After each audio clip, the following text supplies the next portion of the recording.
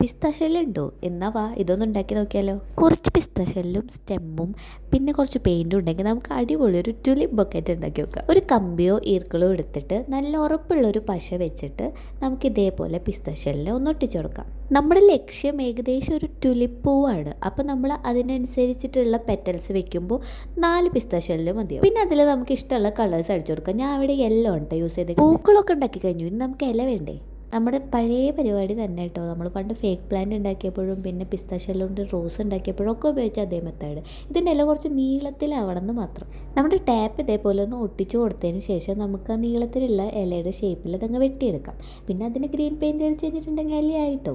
ഞാൻ നമ്മുടെ back to school give away announce ചെയ്തിട്ടുണ്ടായിരുന്നു, പക്ഷേ ആ കുട്ടി ഇതുവരെ എന്നെ കോൺടാക്ട് ചെയ്തില്ല. അപ്പോൾ ഞാൻ വിചാരിച്ചു വേറെ ഒരാൾ സെലക്ട് ചെയ്യാം. അപ്പോൾ ഞാൻ ആ ഗിവ് അവേയുടെ ലിങ്ക് ഇതിൻ്റെ ചോട്ടിൽ കൊടുക്കുന്നുണ്ട്. പാർട്ടിസിപ്പേറ്റ് ചെയ്യാത്തവരൊക്കെ വേഗം പോയി പാർട്ടിസിപ്പേറ്റ് ചെയ്തോ. ഞാൻ പുതിയൊരു വിന്നറിനെ തിരഞ്ഞെടുക്കും. അപ്പോൾ ലൈക്ക് ചെയ്യാൻ സബ്സ്ക്രൈബ് ചെയ്യാൻ മറക്കണ്ട.